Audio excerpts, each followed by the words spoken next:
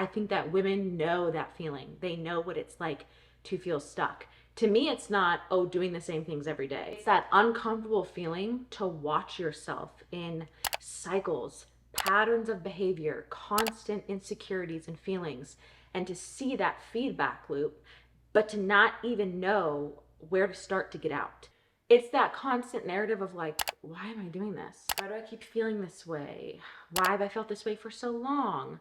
Those things I've repeated to myself so many times, that is feeling stuck. And if you resonate with that, this is for you.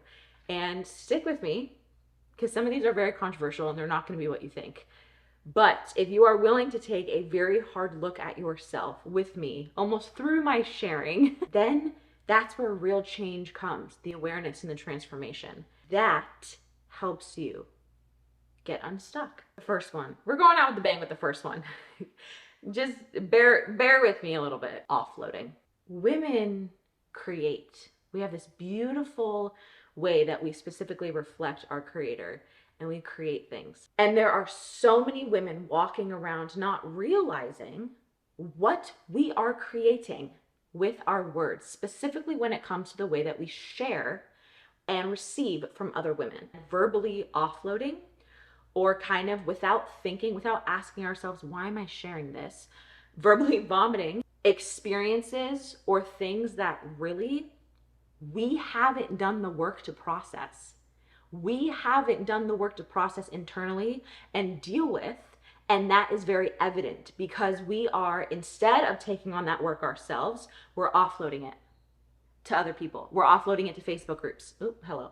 We're offloading it to random moms that we meet. We're offloading it to strangers. I first became aware of this in my first pregnancy. This is when I started to really notice it. I noticed how often women would, without prompting from me, offload or share their many hardships specifically about pregnancy, whether they were pregnant or not. So everything from their traumatic birth stories to the reasons why they couldn't breastfeed, or the reasons why they planned this birth and then it didn't happen. And I'm not talking, you guys, I am not talking close friends who are sharing with me, needing encouragement in the community. I'm talking women I did not know. I'm talking women at Costco, people at the cash register, random women I'm meeting at Target. Now, I believe that women do this for two main reasons. And the first one is to connect.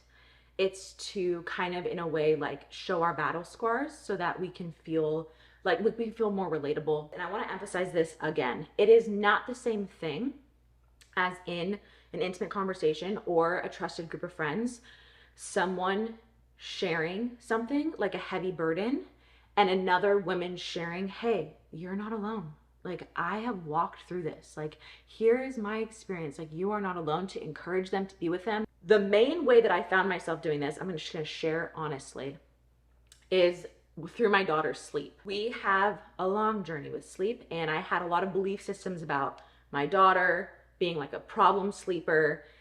I say that in quotations because I don't believe that anymore. I have different belief systems about what was happening. I found myself kind of taking opportunities to bring it up in conversations when no one asked me about my kid's sleep.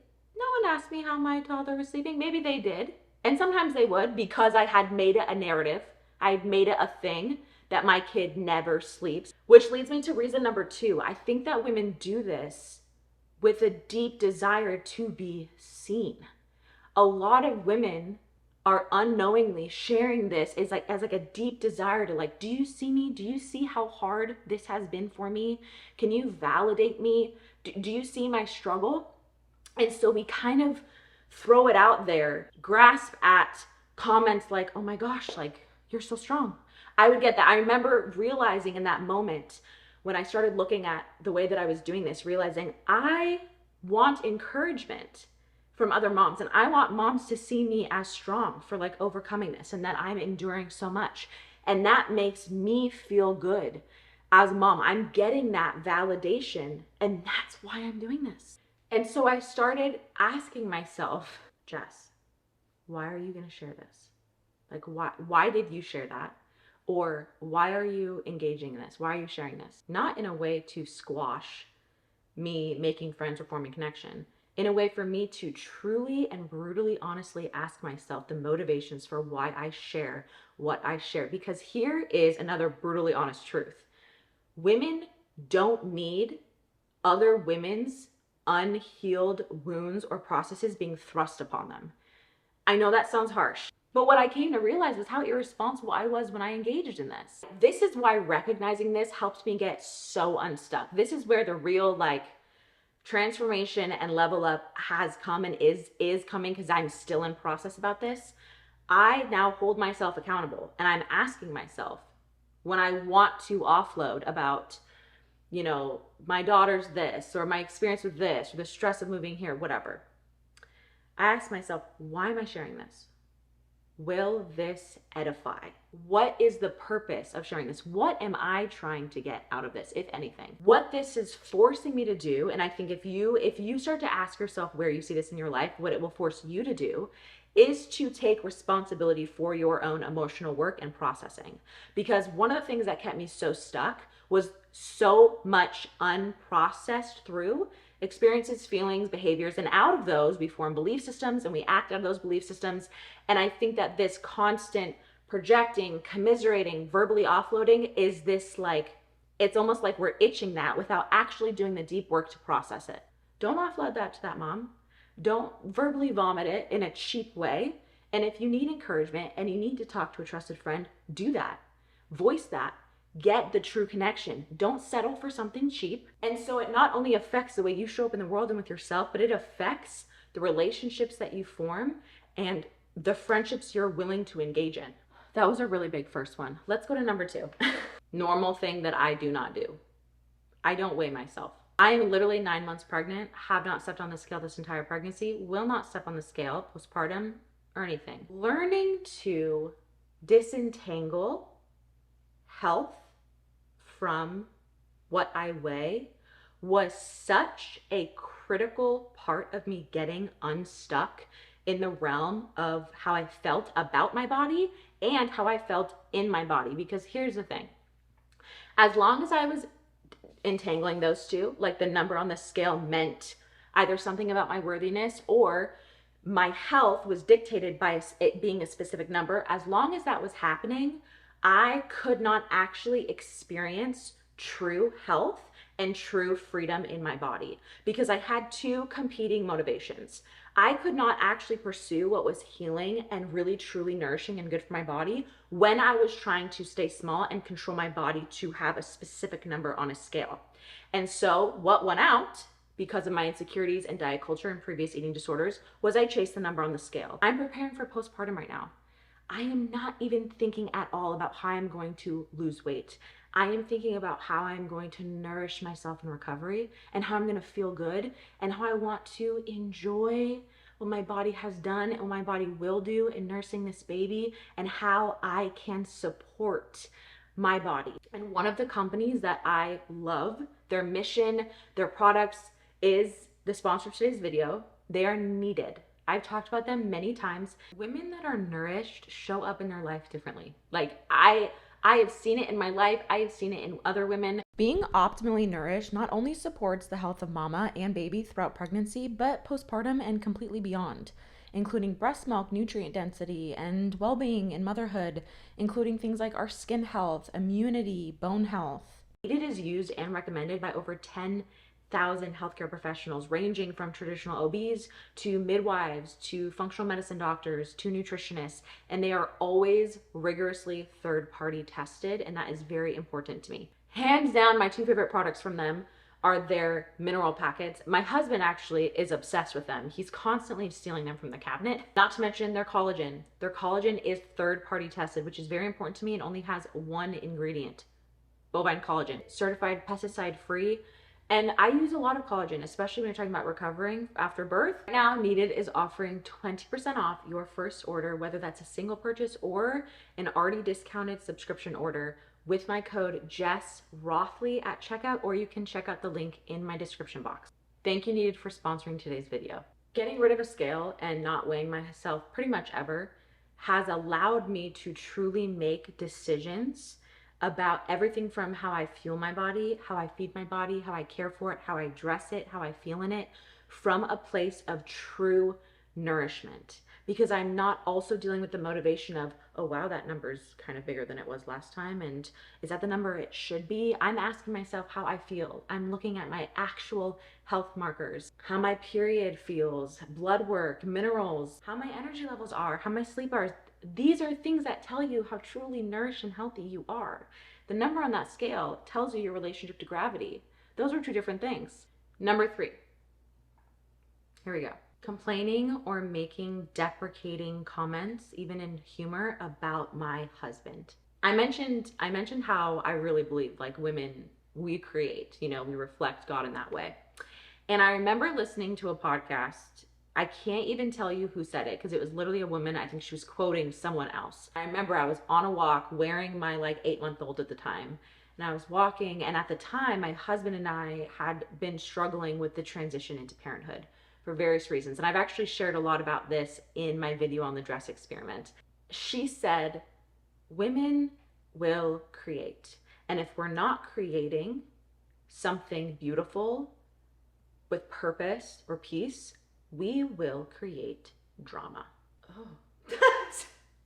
Oh, woof, that stuck me. And I thought about this idea of how many women in my life, and me included, will put our creative energy towards creating strife, will bicker with our spouses, negativity, complaining. I've been really in a pattern of complaining about a lot in that season of my life. And I realized how much creative energy I was extending towards that, and what fruit that was producing in my life, specifically with my marriage. I think about all the energy that for years in my relationship with my husband, I spent on hyperfixating on all the things he did wrong, or all the ways he wasn't on my level, and all the ways that I had to basically teach him how to be better, complaining about him to my friends. But because I didn't want to objectively just complain about him, I would do it in humor. I would make jokes about how he did this and how he would leave his towel here. And I mean, it's complaining. It's same pig, different lipstick. You know what I mean? I used to think that, yeah, he's just I'm here to basically show you how to be better. And what I know now was that not only was that extremely arrogant of me, but the truth was that I was trying to make him into a woman. And not just any woman, I was trying to make him into me woman. I was trying to make him like me. And that was why there was this constant conflict that we used to have in early marriage. Max would say, I don't understand why you just assume that the way you do something or the way you think about something is automatically the correct way. And it would be about anything, the way we load a dishwasher, family of origin stuff. And it was this constant arrogance I had of because of this, because my way is just objectively more efficient, better, faster, stronger, whatever. And I do think that we have this cultural narrative about men. I mean, I don't know about you, but I remember growing up watching sitcoms where the dad was always an oaf. It was fun. It was funny that he just didn't really know what was going on, and he was not really capable. And the mom was the one who had it all together, but she was also really tense and stressed out all the time. That was that constant dynamic that was in a lot of sitcoms I watched growing up. And I think that we have this cultural narrative about men. And I totally projected that and operated under that in my marriage for years, instead of recognizing that God's design in men and women are so different. And though we both, my husband and I, have areas to grow, to be more Christ-like, mind you, we're both trying to be more like Jesus. I don't know why I was trying to make him more like me. I'm not Jesus. What was I doing there? Instead of recognizing the unique gifts that God had given him, I penalized him for not being the way that I wanted, or not being and thinking like me. It's really interesting because we fell into a common dynamic that I think a lot of women relate to. And it's that constant dynamic of women feeling I want my husband to step up. I want them to step up. And yet I grew to ask myself, step up to what? Because you have stepped into every role, especially with an attitude of, well, I can do this better. I can do it better than you ever could. How is he going to step up? There's no space. Motherhood was a huge catalyst for me of just becoming a radically different woman, honestly. In that, I have softened and relinquished so much and quite literally made so much more space for him to, quote, step up. Since moving, I have been amazed, and I might start crying. I have been amazed at how like incredible Max has taken care of me and my daughter. He will see a need, something random, like I'm feeling discouraged about nesting or we move to this house or whatever. And he is like, I'm gonna run to the store and I'm gonna get this, this, and this, and we're gonna build this and we're gonna put this together. And how can I serve you? This beautiful, like, I feel so provided for and I feel so cared for. And that was the very thing that early on in our marriage, I used to nag him, feeling like, why does it take you forever to do this? And like, why is there no initiation? And I realize now, I'm realizing, I'm not a marriage expert, I'm realizing how much my view of him, the way that I acted, and just my own stuff created an environment where I could stay stuck in that feedback loop with him. And this isn't to say like, oh, I did this and then he just became the perfect husband. We both sin against each other. We both need a lot of grace. But our entire realm of processing, like how we operate now as a couple, is radically different. So it has helped me simply focus on when we're encountering issues or when I find myself in patterns, the first thing I do is ask myself, how am I personally contributing to this issue? Y'all, I'm telling you, it is so much more of an empowering place to be. Instead of hyperfixating, and what I'm tempted to do is see all the areas he's wrong and he needs to work on this and he needs to fix this. The next one, normal thing I quit to finally feel unstuck, watching TV. I don't watch TV. We don't own a TV. I don't watch TV. No more Netflix on in the background, nothing like that. Which is crazy coming from someone that grew up actually as an actor in LA and in my free time spent a lot of time watching TV and consuming media like it was nobody's business. However, what I will just say is that it led to me feeling more confident in my body because I wasn't constantly watching perfectly lit Hollywood actresses all the time. It led me to be a lot more content in my life because when you're consuming so many sensationalized stories, your mundane, ordinary life loses its appeal. It looks boring in comparison to a Hollywood movie. Your marriage looks boring in comparison to a fake Hollywood romance story.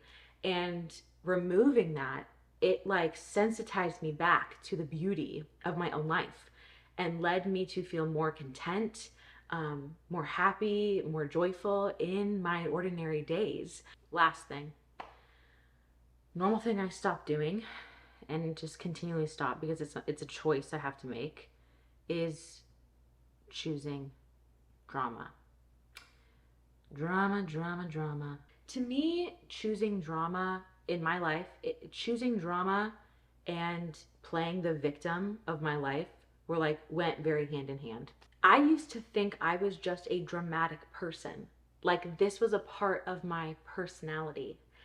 And what I found was that there's multiple layers to this, but one, when we're in like a hypervigilant nervous system state and all we know is stimulation and like fear and sensationalized media, drama is comfortable. Like we will, and if something is not dramatic, we will actually create drama. We will make it so that there is drama. There is something that is dramatic about it. Drama in social media, in our life, it just sells.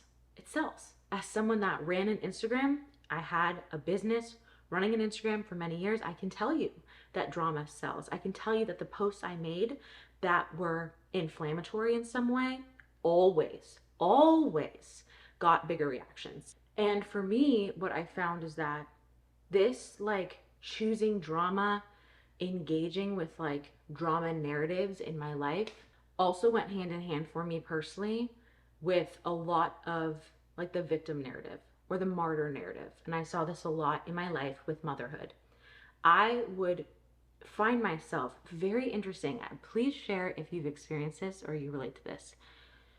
Early on in motherhood, when I was struggling a lot with the victim narrative in motherhood, like I just feel so like almost like I was like a victim. It sounds crazy, but I think a lot of women can relate to that. I was acting like I was a victim to my child. Like my child was like perpetrating against me because I was giving them so much. I didn't have time for myself. I felt drained. I felt burnt out, yada, yada, yada, yada, yada. And I played that narrative out in motherhood. And something that would happen, and I would notice it, it was so interesting once I started becoming aware of it, was that when my husband was around, I would make it, I would be very dramatic with my reactions. Like if she like started crying or if she like woke up before I planned to and I didn't have time to like make myself food, I'd be like, oh, I didn't have time to make myself a set. Like I would have very big reactions.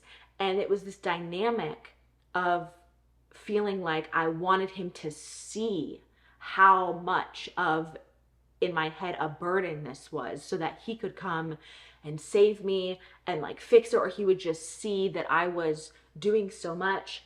But when he wasn't there, I didn't put on like a show like that because who's around? It's just me and the baby. I might have been struggling with things, but I didn't react the same.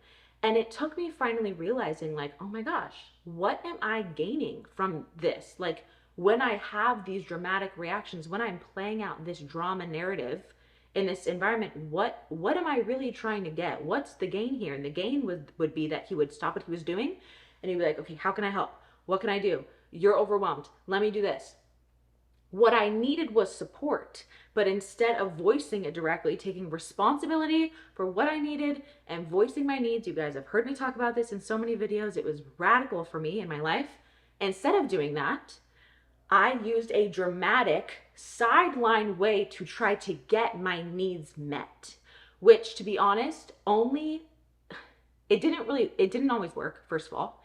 It led to strife and it actually continued to feed back the narrative to me that I was a victim, that this was so stressful, that this was so draining. And for me, the concept of, okay, what would it look like asking myself in situations, whether that's conflict with marriage, conflict with a family member, approaching birth, approaching postpartum, like whatever it is, when we were doing our move, okay, life circumstances, asking myself, when things come up, is there any drama narratives I'm engaging in? Am I choosing drama in some way? I struggled with this for a while because I thought that choosing drama was the same thing as like feeling emotions. Like, well, I'm feeling grief, or I'm just feeling intensely. Those are two different things though, because I can engage with my emotions and process them and be honest about how I'm feeling. I'm having a hard time. I'm grieving. I'm this, and be able to take, again, responsibility for my emotional process. Go to the Lord, share with my husband, call a friend. I can take responsibility for that and be honest and voice that.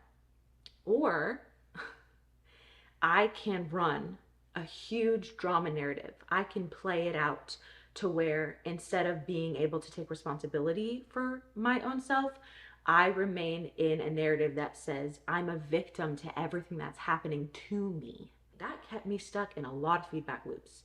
The biggest one being that it kept me stuck in a narrative of motherhood that didn't just hurt me and steal a lot of joy from my motherhood, but it hurt my daughter.